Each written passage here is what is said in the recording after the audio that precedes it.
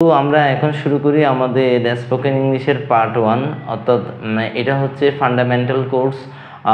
সাধারণত স্পোকেন ইংলিশটাকে আমরা তিনটা পর্যায়ে বিভক্ত করব ক্রমিক। প্রথম পর্যায়টা হচ্ছে প্রি ইন্টারমিডিয়েট, দেন পোস্ট ইন্টারমিডিয়েট। এই তিন সাব ক্যাটাগরিতে আমরা স্পোকেন ইংলিশটা মানে কি ক্লাসেসগুলোকে আমরা সাজাবো আর কি।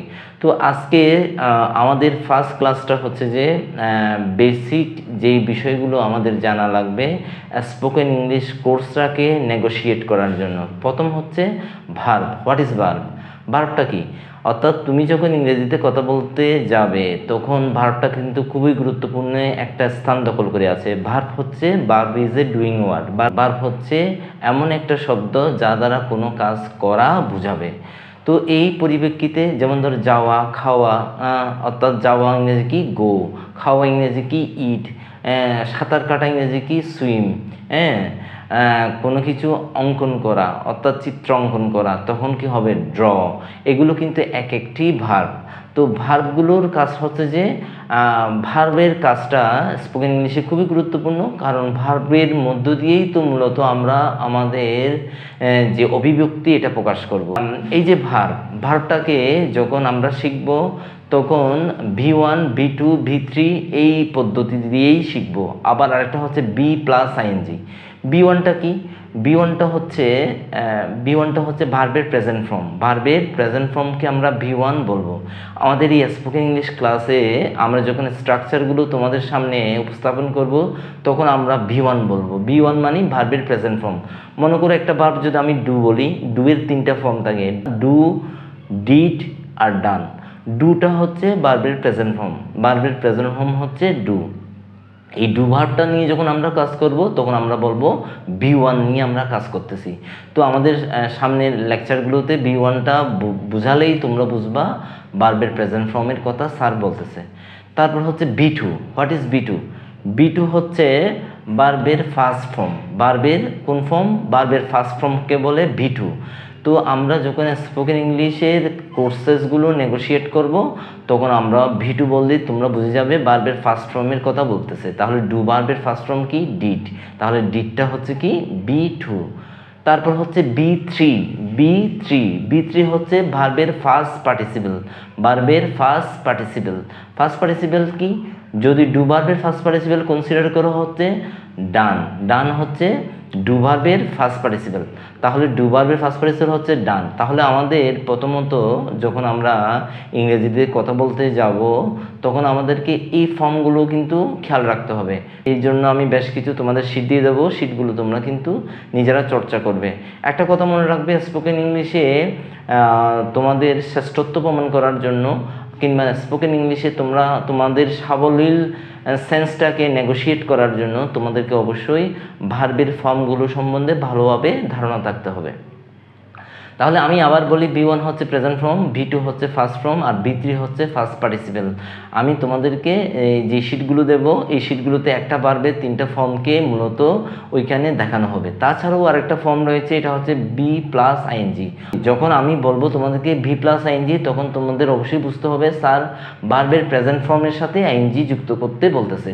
তাহলে B প্লাস আইএনজি মিনস ভার্বের প্রেজেন্ট ফর্মের সাথে আইএনজি যুক্ত করা। তাছাড়াও তোমরা শিখবে 2 প্লাস ভার্বের প্রেজেন্ট ফর্ম। 2 প্লাস ভার্বের প্রেজেন্ট ফর্ম যখন আমি বলবো তখন তোমরা বুঝবা 2 এর পর স্যার ভার্বের প্রেজেন্ট ফর্মকে লিখতে বলতেছে। তাহলে আমরা আবার বলি V1, V2, V3 প্লাস হচ্ছে যে তোমার ভার্ব প্লাস আইএনজি অথবা B plus ING plus 2 plus ভার্বের প্রেজেন্ট ফর্ম। এই ফর্মগুলো খুবই গুরুত্বপূর্ণ, কারণ এই ফর্মগুলো ছাড়া তুমি কখনো স্পোকেন ইংলিশে তোমার স্কিলকে ডেভেলপ করতে পারবা না। যদি বলি তোমাদেরকে ফার্স্ট পারসন সিঙ্গুলার নাম্বার কি? ফার্স্ট পারসন সিঙ্গুলার নাম্বার হচ্ছে আই আর প্লুরাল নাম্বার হচ্ছে we. Second person singular number হচ্ছে ইউ, আবার প্লুরাল নাম্বারও হচ্ছে ইউ। কিন্তু এখানে যখন সেকেন্ড পারসন সিঙ্গুলার নাম্বার হবে তখন বোঝাবে তুমি, আর যখন প্লুরাল হবে তখন বোঝাবে তোমরা। এই জিনিসগুলো তোমরা মাথায় রাখবে। আর থার্ড পারসন সিঙ্গুলার নাম্বার কিন্তু তোমাদের স্পোকেন ইংলিশ বলো, গ্রামাটিক্যাল ইংলিশে বলো, খুবই গুরুত্বপূর্ণ। কারণ এই বিষয়টা তোমরা যারা মোটামুটি ইংরেজিতে এত বেশি দক্ষ না তোমাদেরকে সবসময় মনে রাখতে হবে। এটা হচ্ছে হি, শি, ইট যে কোনো নাম হি শির যে কোনো নাম, যে কোনো টার্মের নাম, যে কোনো বিষয়ের নাম, এটা অবশ্যই সিঙ্গুলার হতে হবে। এগুলো হচ্ছে third person singular number. Singular মানে কি একবচন, আর প্লুরাল মানে কি বহুবচন। এই জিনিসটাও তোমাদের মাথায় থাকতে হবে। তাহলে থার্ড পারসন প্লুরাল নাম্বার কি দেয়। তাহলে আমি বলি আবার, ফার্স্ট পারসন সিঙ্গুলার নাম্বার হচ্ছে I, first person plural number হচ্ছে we, second person singular number হচ্ছে ইউ অর্থাৎ তুমি, আর সেকেন্ড পারসন প্লুরাল নাম্বার হচ্ছে ইউ তোমরা। থার্ড পারসন সিঙ্গুলার নাম্বার কি হি শি ইট, যে কোনো নাম, কোনো টার্মের নাম, কোনো সাবজেক্টের নাম, কোনো বিষয়ের নাম, এগুলো হচ্ছে থার্ড পারসন সিঙ্গুলার নাম্বার। আর প্লুরাল নাম্বার হচ্ছে দে।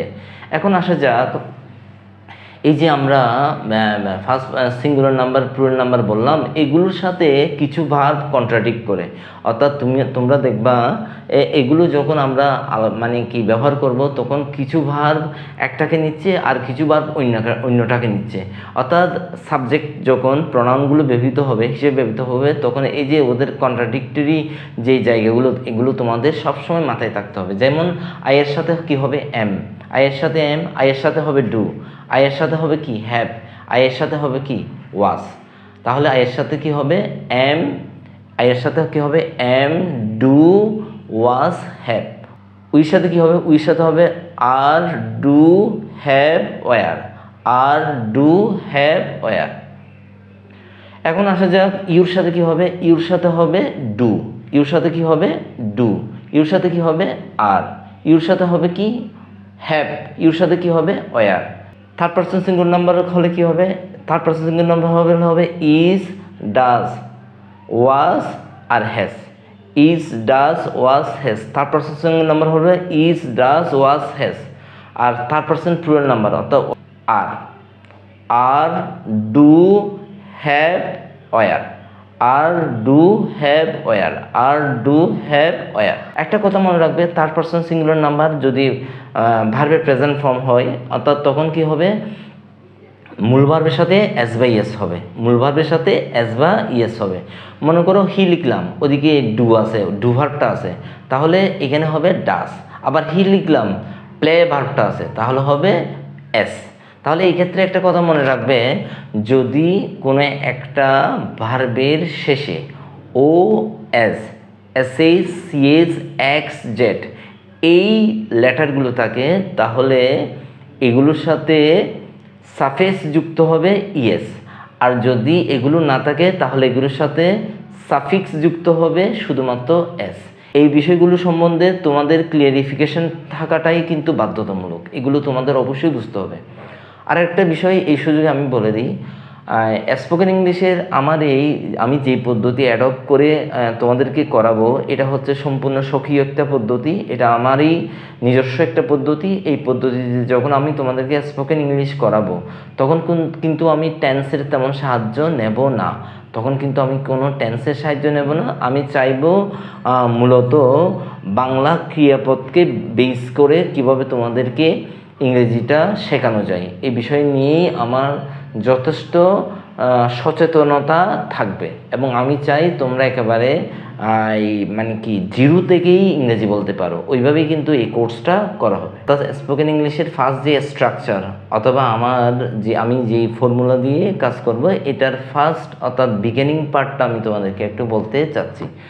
মনে করো কোনো একটা ক্রিয়াপদ, কোনো বাংলা ক্রিয়াপদ অথবা ইংরেজিতে যদি আমরা বলি ভার্ব, এটা যদি ও, অ, রস্বই, এ অথবা অন্তস্তীয় এগুলো দিয়ে যদি শেষ হয়, তখন এটার মানে ইংরেজি করার জন্য আমরা যে স্ট্রাকচারটা ফলো করবো, এটা হচ্ছে সাবজেক্ট প্লাস ভার্বের প্রেজেন্ট ফর্ম প্লাস অবজেক্ট অথবা কমপ্লিমেন্ট বলতে পারো। আর যখন ওই সাবজেক্টটা থার্ড পারসন সিঙ্গুলার নাম্বার হবে, তখন মূল ভার্বের সাথে অর্থাৎ তখন স্ট্রাকচারটা হবে subject plus verb plus S or ES, okay, plus object or complement. এইভাবেই কিন্তু স্ট্রাকচারটা গঠিত হবে। তো এটা কিন্তু খুবই গুরুত্বপূর্ণ। অন্তস্তীয়, অ, রস্বই, এ, ওই, এই যে আমরা বললাম যে প্রত্যয়গুলো কত বললাম, এগুলো আমরা কিভাবে ব্যবহার করব। মনে করো আমি একটা বাংলা মানে কি বাক্য বলতেছি, আমি পড়ি। ডবীন্দ্র রসিকার পড়ি। এই ডবীন্দ্র রসিকার পড়ি এই শব্দটা হচ্ছে ক্রিয়াপদ। এটা যদি ক্রিয়াপদ হয় এটা কিন্তু শেষ হয়েছে রস্যিকার দ্বারা, আর রস্যিকারের অরিজিন হচ্ছে কি রশ্মি। তাহলে এটাকে যখন আমি ইংরেজিতে করব সাবজেক্ট প্লাস ভার্ব, আমি পড়ি সাবজেক্ট হচ্ছে আই, পড়া ইংরেজি হচ্ছে কি রিড। যেহেতু এটা অন্তস্থীয় এ রস্যই অ এই প্ল্যাটফর্মে পড়ছে, তাহলে সাবজেক্টের পর ভার্বের প্রেজেন্ট ফর্ম হবে, তখন হবে কি আই রিড। তখন কি হবে আই রিড। তুমি যাও, যাও মনে করো আমি বললাম তুমি যাও, এটা শেষ হয়েছে ও দ্বারা, ও কিন্তু ওই যে আমি প্রত্যয়গুলো বলতেছি ওই প্রত্যয়ের অন্তর্ভুক্ত, তখন হবে ইউ গো। কারণ যেহেতু ওই প্রত্যয়ের অন্তর্ভুক্ত ক্রিয়াপদের সাথে সম্পৃক্ত আছে, তখন এটা হবে কি ইউ গো। কেন? এটা সাবজেক্টের পর ভার্বের প্রেজেন্ট ফর্ম হয়েছে।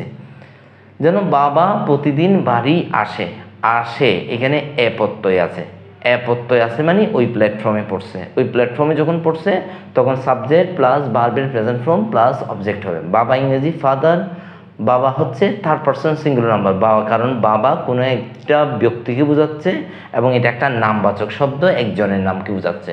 তাহলে father comes home everyday, father comes home everyday, কারণ বাবা যেহেতু থার্ড পারসন সিঙ্গুলার নাম্বার সেই জন্য কি হয়েছে ফাদার কামস হোম এভরিডে।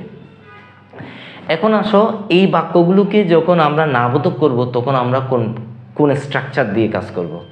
এই বাক্যগুলোকে যখন আমরা নাবোধক করব তখন সাবজেক্টের পর ডাজ নট অথবা ডু নট হবে।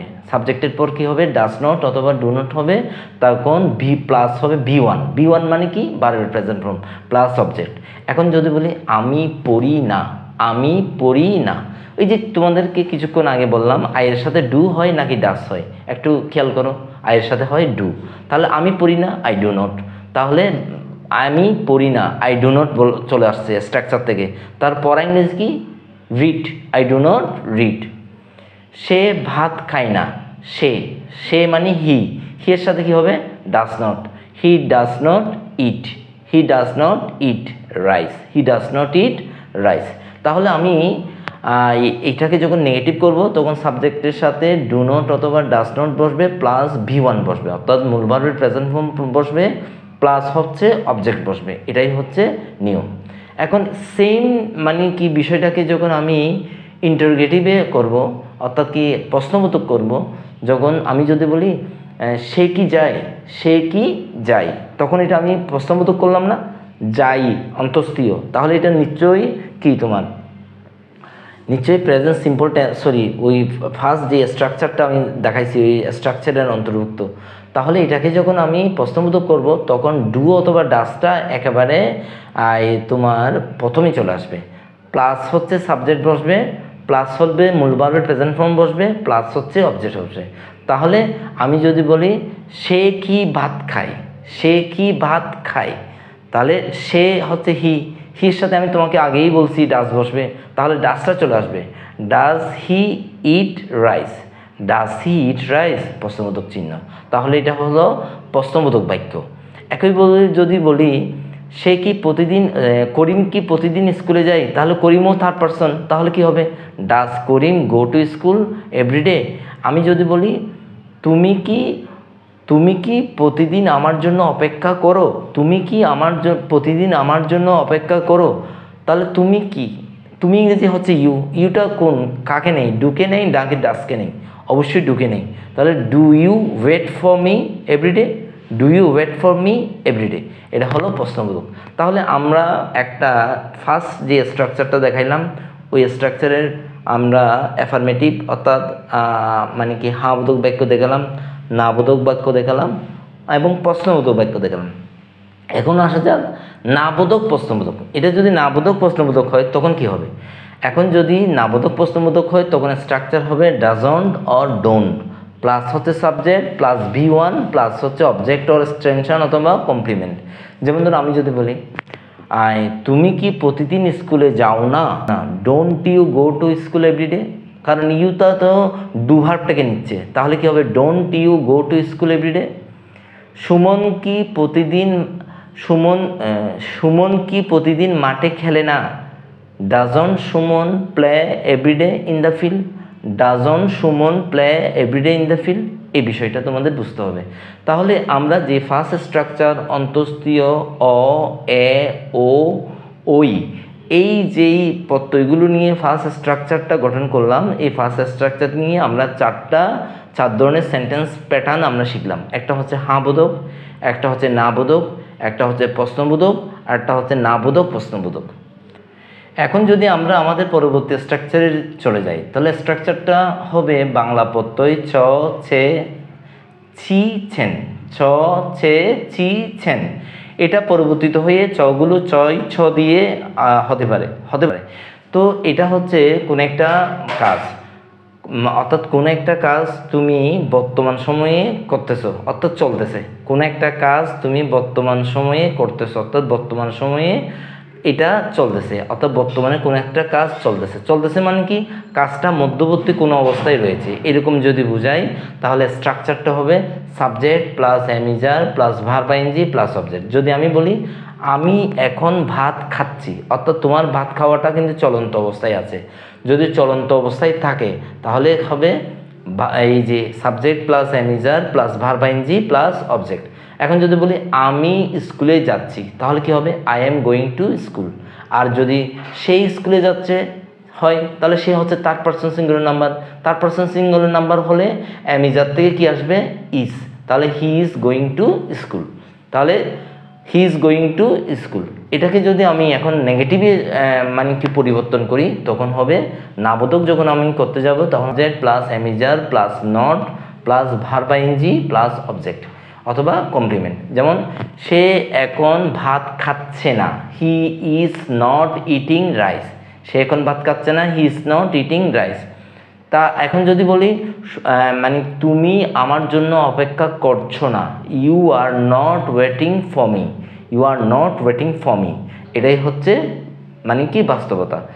এখন আমরা কি করলাম, এটার নেগেটিভ শিখলাম। এখন আমরা শিখব এটার দিয়ে কিভাবে ইন্টারোগেটিভ সেন্টেন্স করা যায়।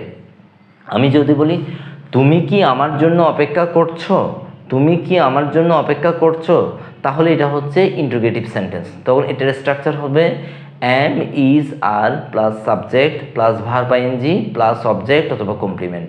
তুমি কি আমার জন্য অপেক্ষা করছো, তুমির জন্য কি আসবে, are you waiting for me, are you waiting for me. আমি কি স্কুলে যাচ্ছি, am I going to school. সে কি মাঠে খেলছে, সে কি মাঠে খেলছে, তাহলে হবে is he playing in the field. এখন এটাকে যদি আমি নাবোধক করি, নাবোধক আবার প্রশ্নবোধক করি, তখন এটা হবে ain't, aren't, isn't plus subject plus verb ING plus object অথবা কমপ্লিমেন্ট। যেমন তো আমি কি স্কুলে যাচ্ছি না, তাহলে কি হবে ain't I going to school, কারণ আইয়ের সাথে এম হবে, আর এম এর নট হলে এটা সংক্ষিপ্ত রূপ হয়ে যাবে ain't। তাহলে তুমি কি আমার জন্য অপেক্ষা করছো না, aren't you waiting for me। সে কি এখন ফুটবল খেলছে না, isn't he playing football now। এটাই। তাহলে আমরা দ্বিতীয় স্ট্রাকচারের চারটা ফর্ম আমরা শিখলাম। একটা হচ্ছে অ্যাফার্মেটিভ ফর্ম হাঁ বোধক, একটা হচ্ছে নেগেটিভ ফর্ম না বোধক, একটা হচ্ছে প্রশ্নবোধক অর্থাৎ ইন্টিগ্রেটিভ ফর্ম, আর একটা হচ্ছে প্রশ্নবোধক না বোধক অর্থাৎ নেগেটিভ ইন্টিগ্রেটিভ না বোধক প্রশ্নবোধকও বলতে পারো, শিখলাম। তাহলে আমরা দুইটা স্ট্রাকচার মোটামুটি খুব ভালোভাবেই শিখলাম। স্পোকেন ইংলিশের ক্ষেত্রে আরেকটা বিষয় সবচেয়ে গুরুত্বপূর্ণ, এটা হচ্ছে প্রশ্ন তৈরি করার যোগ্যতা।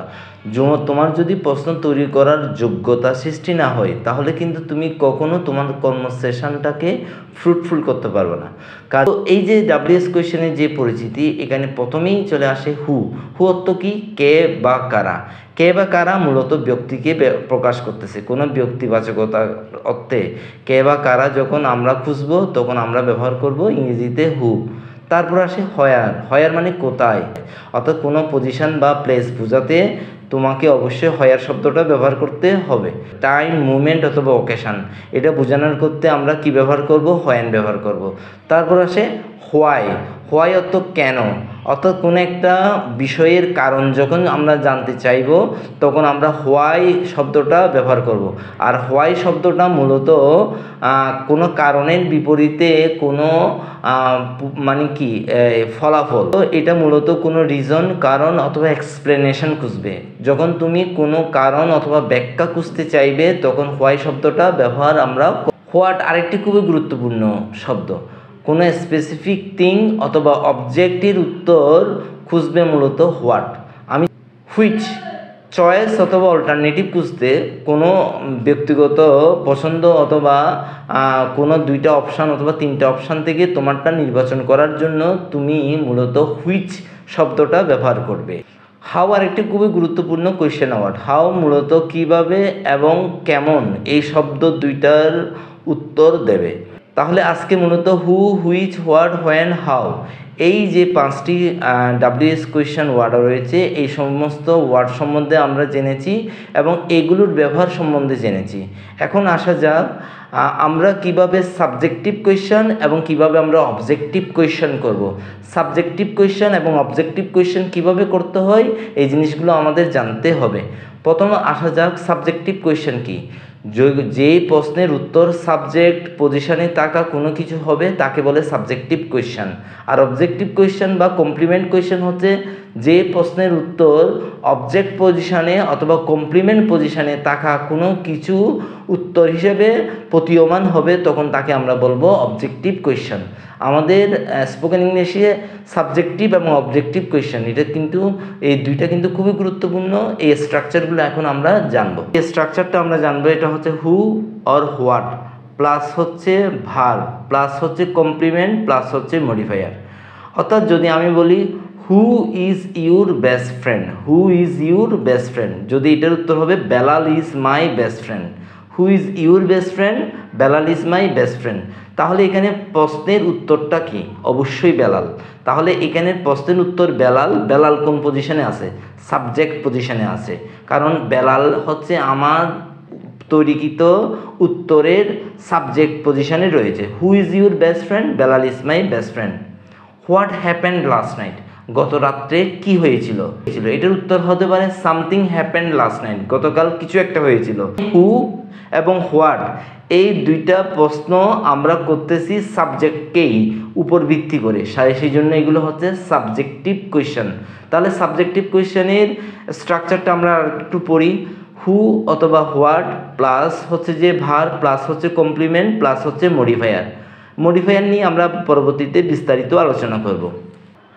আশা করি আজকের এই ক্লাসে যে বিষয়গুলো তোমাদেরকে মোটামুটি পড়াইছি এই বিষয়গুলো তোমাদের কাছে খুব স্পষ্ট